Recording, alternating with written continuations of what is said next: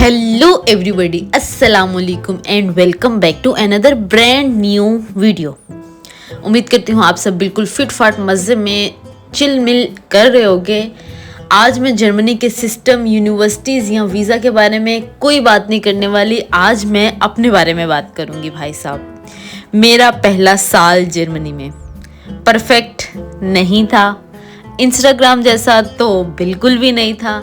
और ऑनेस्टली बताऊं तो कुछ मोमेंट्स में तो मैं खुद से पूछ रही होती थी कि मैं यहाँ पे आई ही क्यों हूँ। जैसे कि अभी मैं यहाँ पे अपने आप से सवाल कर रही हूँ कि मैं यहाँ पे कॉफ़ी क्यों बना रही हूँ जबकि मेरे पास इसके साथ खाने के लिए कुछ भी पड़ा नहीं है। सो यस, चूल्हा वूल्हा बंद करके तैयार श्यार होके अभी हम जाएंगे बाहर से कुछ उठाने के लिए। साथ में चाय पार्टी करेंगे, कॉफ़ी पार्टी करेंगे, साथ में हम अपनी स्टोरी आप लोगों के साथ शेयर करेंगे। सो यस, ये वीडियो उन लोगों के लिए होने वाली है जो जर्मनी आने का ख्वाब नहीं देख रहे, बल्कि उस ख्वाब की कीमत भी समझना चाहते हैं कि भाई इसके पीछे कौन कौन सी ऐसी मुश्किल चीज़ें होती हैं जो नज़र नहीं आ रही होती बट एग्जिस्ट कर रही होती हैं, यू नो। तो हम शुरू होते हैं पहले डे 1 से। डे 1 से ही सब कुछ स्मूथ नहीं था। जर्मनी लैंड करते ही जो फीलिंग होती है ना, वो एक्साइटमेंट से ज़्यादा अलर्ट मोड ऑन हो जाता है आपका कि भाई साहब अलर्ट हो जाओ और अपने इर्द गिर्द हर चीज़ को ऑब्जर्व करना पड़ेगा। एयरपोर्ट से बाहर निकलते ही मुझे लगा यहाँ कोई भी गाइड करने नहीं आएगा। ट्रेन सिस्टम जब समझना शुरू हुई ना मैं, तो ट्रेन सिस्टम समझने में ही मेरा पहला पैनिक अटैक मुझे आ गया था। गलत प्लेटफॉर्म पे उतरी हूँ, रॉन्ग टिकट छोड़ के मैंने टिकट ही नहीं ली। और अगर तो वहाँ पे मुझे ऑब्वियसली कोई चेकिंग सिस्टम ऑन हो जाता तो 60 यूरो का पहले दिन ही मुझे टीका लग जाता। But I was lucky enough. और लोग जो होते हैं वो मदद से ज़्यादा कंफ्यूज लुक दे रहे होते हैं आपको। उस दिन मुझे पहली बार फील हुआ कि जर्मनी इंडिपेंडेंट लोगों का मुल्क है। यहाँ आपको खुद अपनी प्रॉब्लम सॉल्व करनी पड़ती हैं। दूसरा मसला आ जाता है भाई साहब अकोमोडेशन का। कुछ दिनों के बाद ही ऑब्वियसली पहले तो मैं सम हाउ मैनेज कर रही थी, बट अकोमोडेशन जो कोई डिटेल में नहीं बताता। सब कहते हैं अकोमोडेशन मुश्किल होती है, लेकिन कोई भी ये नहीं बताता कि रिजेक्शंस सिर्फ ईमेल्स तक लिमिटेड नहीं होती, वो आपका कॉन्फिडेंस हिट करती हैं। मुझे अभी भी याद है कि एक दिन मैं 40 से ज़्यादा वीगे को मैसेजेस कर रही थी एंड जब उनमें से एक का रिप्लाई आया तो वो इंटरव्यू से ज़्यादा इंटेरोगेशन लग रही थी। उसमें क्या पूछ रहे थे, नाम, आपका मुल्क कौन सा है, जॉब करती हो कि नहीं करती, कितनी बार शावर लेती हो, गेस्ट आते हैं या नहीं आते आपके घर में। तो उस वक्त मुझे समझ आया कि भाई साहब जर्मनी में रूम सिर्फ जगह नहीं होती, वो ट्रस्ट होता है जो इजीली नहीं मिलता। यहाँ पे भी मेरा ट्रस्ट टूटने वाला है क्योंकि मैं क्रोसोन जो लेके आई हूँ ना, वो मेरे साथ एक्चुअली प्रैंक है।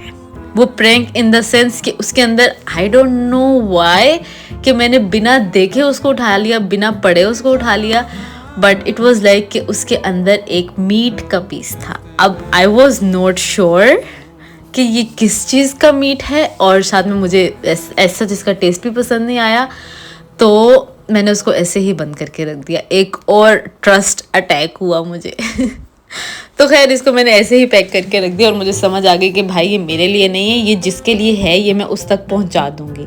तो अभी हम साथ साथ तैयारी करते हैं काम पे जाने की, यूनिवर्सिटी जाने की, एंड साथ साथ ये जिसकी इमानत हमारे पास आ गई है उसको वापस करके आते हैं।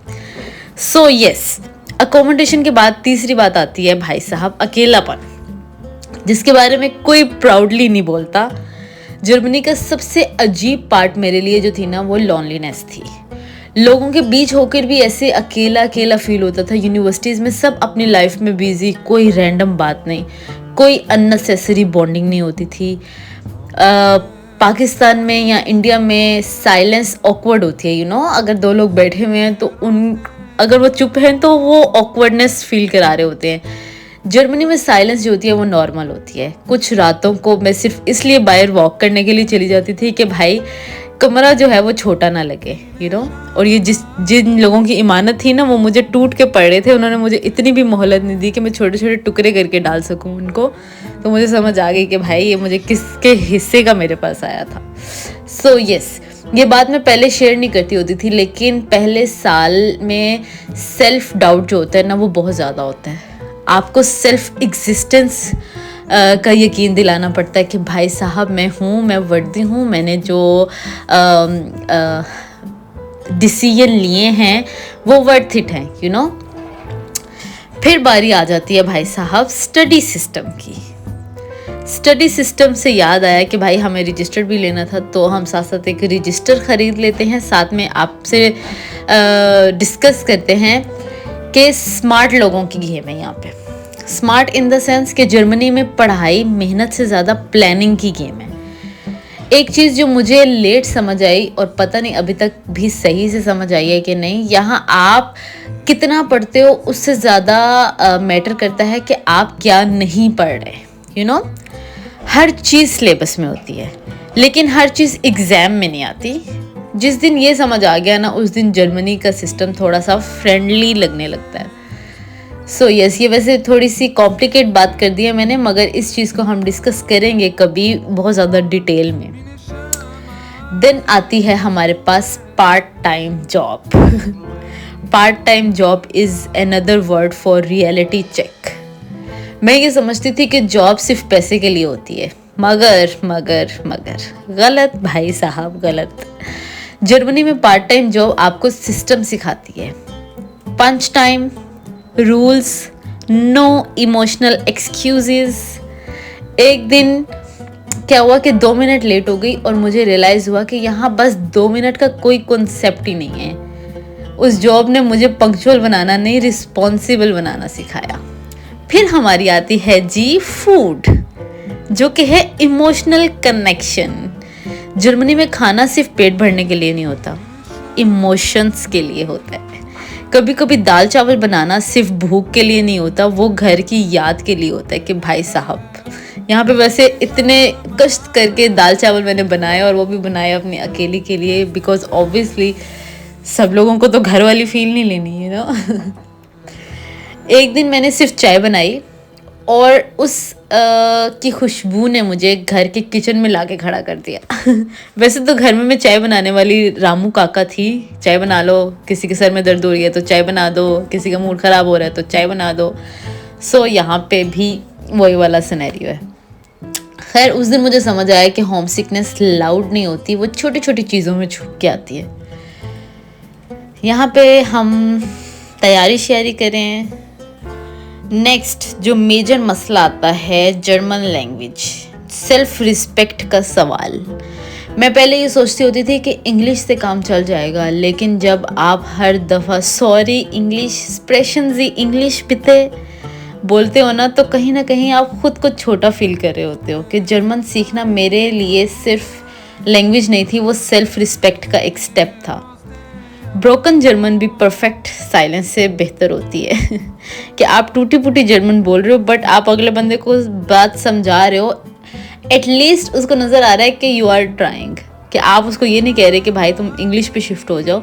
आप कम से कम ये कोशिश कर रहे हो कि मैं टूटी फूटी जर्मन बोल के ही आपका सवाल क्लियर कर दूँ, यू नो। अभी हम वैसे क्लास लेने ही जा रहे हैं। सो 1 ईयर लेटर मैं क्या चेंज हुई। 1 साल बाद मैं ज़्यादा अमीर तो नहीं हुई, ऑफ कोर्स। ज़िंदगी ज़्यादा इजी भी नहीं हुई। Mit wem feierst du deinen Geburtstag?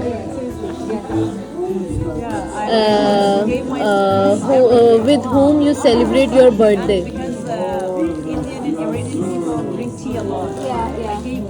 Mit meiner Familie und Freundin. Okay, perfekt. Was kannst du von deinem Zimmer sehen? From your room, what is the view? So back to the story. बात हो रही थी कि 1 साल बाद क्या changes हुए।